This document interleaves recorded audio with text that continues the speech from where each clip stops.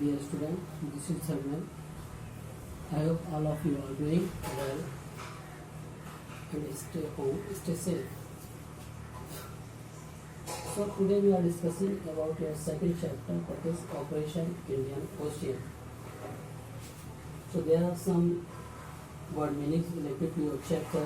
First, moonstruck, crazy, lung, mashup, agony, misery, grim, unpleasant, असंतुष्ट. ठीक है. Misery, कंजूस या कंजूसी. So let's start our second chapter, that is Operation Indian Ocean. So in the previous class I have also explained you your 9th paragraph.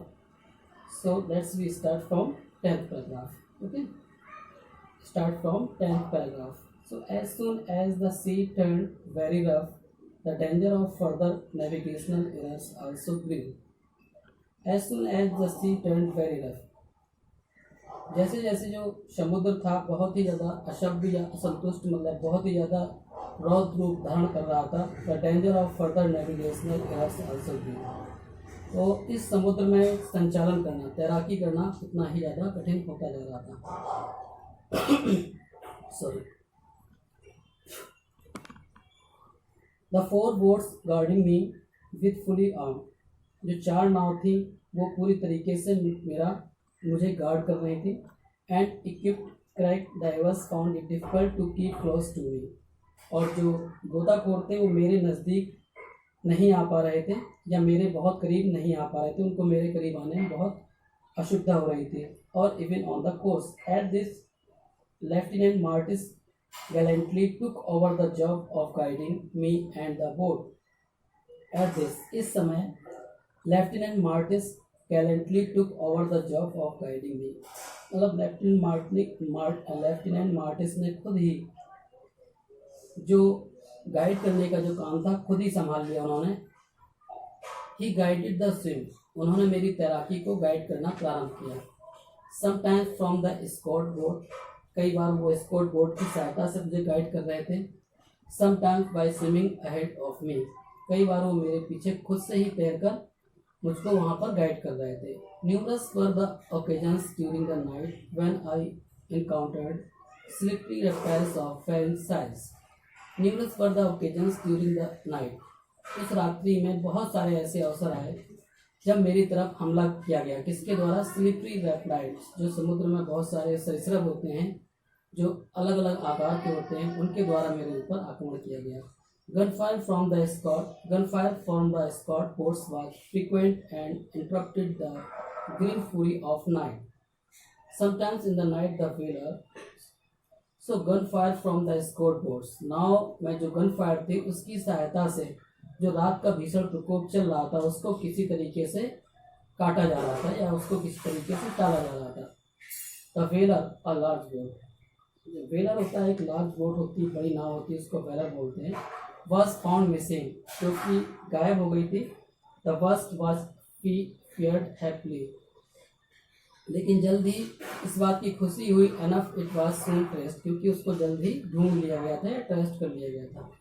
Finally at about 1 AM the tide slackened and I was able to make rapid.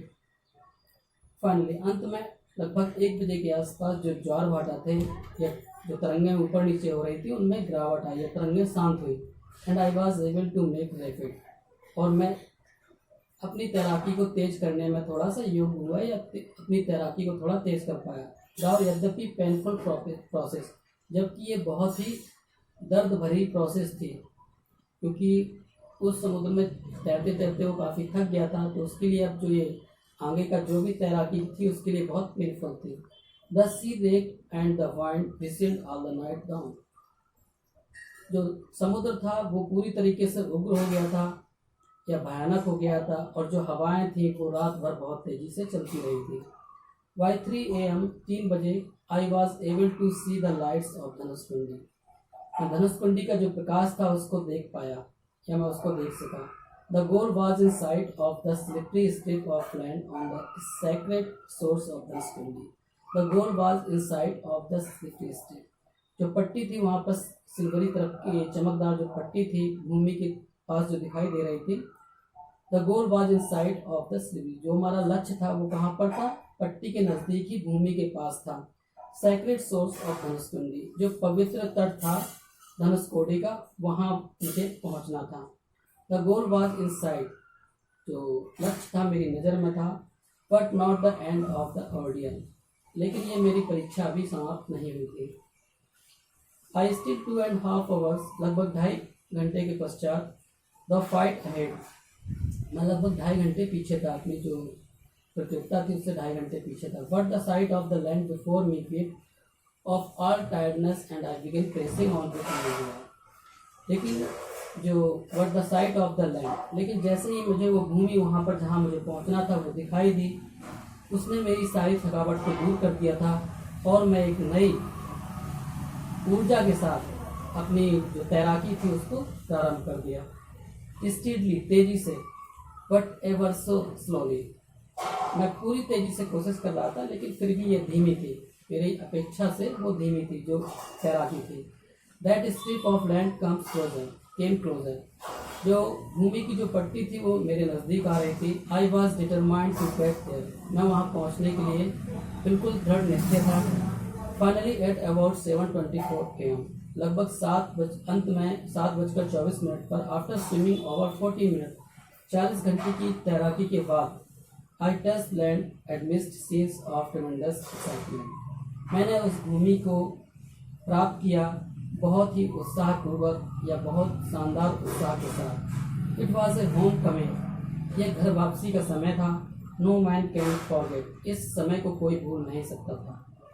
After the gruelling means भीषण, so after the gruelling day and night swim, दिन में और रात में भीषण तैराकी के बाद, with every bone itching in my body, मेरे शरीर में प्रत्येक जो हड्डी थी वो दर्द कर रही थी।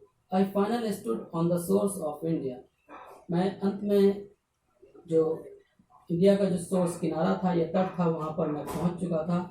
Words will never adequately describe my feelings, जो संसार है पर्याप्त रूप से मेरी फीलिंग्स, भावनाओं को व्यक्त नहीं कर सकता। एट दिस प्रिजाइड मोमेंट, इस समय, there were tears and laughter, मेरी आंखों में आंसू थे लेकिन खुशी भी थी।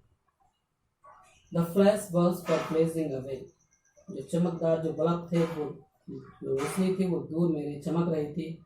There was nadaswaram being played to welcome me home, nadaswaram स्थान था जहाँ पर मेरा स्वागत किया जा रहा था, ये मेरे आने की खुशियाँ मनाई जा रही थी। पीपल वर डांसिंग, लोग नाच रहे थे। जॉसलिंग, धक्का मुक्की कर रहे थे। And even rolling on the ground, और यहाँ तक कि फर्श पर वो लोग लौट भी रहे थे। Operation snakes and sharks had come to a magnificent close, जो ऑपरेशन स्नेक और शार्क्स, जो मेरा तैराकी का जो ऑपरेशन था जहाँ पर बहुत सारे सांप और शार्क्स मछलियों से मेरा सामना हुआ था, वो ऑपरेशन लगभग समाप्त हो चुका था।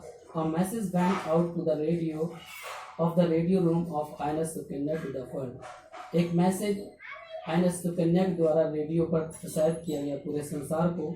The swim successfully concluded at 7:24 hour, जो तैराकी थी वो सफलतापूर्वक 7 घंटे 24 मिनट में पूर्ण कर ली गई है।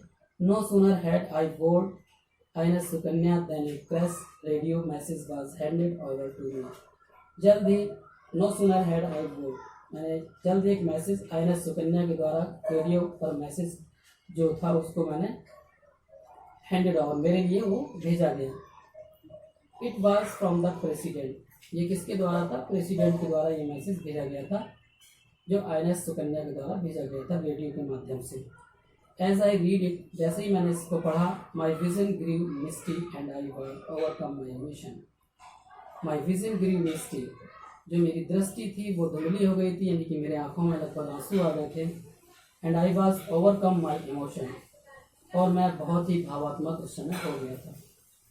This was a crowning hours of an accepting venue, ये एक ताजपोशी का समय था, जो सभी का जो उपक्रम जो साहसपूर्ण कार्य मैंने किया था उसकी ताजपोशी का एक समय, वो एक समय था। Which was as risky as it was difficult, वह उतना ही रिस्की था या जोखिमपूर्ण था जितना कि वो कठिन भी था।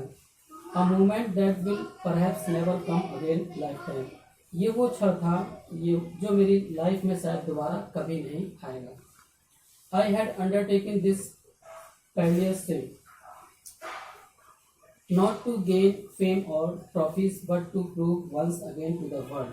I had undertaken.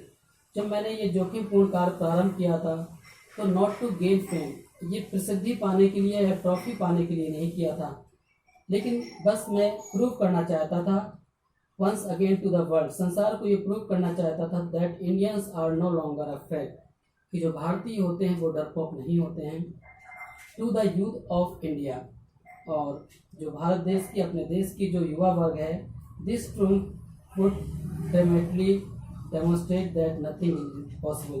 ये मेरे जो विजय थी ये नाटकीय रूप से प्रदर्शित करती है कि नथिंग इज इम्पॉसिबल, कोई भी कार्य इम्पॉसिबल या असंभव नहीं है. So these last lines are very important for them. मतलब जो भारतीय युवा हैं उनके लिए कोई भी विजय या कोई भी कार्य असंभव नहीं है. All they have to do is to believe and preserve and the goal will be theirs. सारे जो युवा हैं, इंडियंस युवा हैं, वो अपनी इच्छा शक्ति से, विश्वास के साथ और दृढ़ इच्छा शक्ति के साथ किसी भी गोल, किसी भी लक्ष्य को वो प्राप्त कर सकते हैं या कोई भी लक्ष्य उनका हो सकता है. So that's the your second chapter that has been completed. So Mir Sen was the writer of this chapter. So your second chapter, Operation Indian Ocean, has been completed.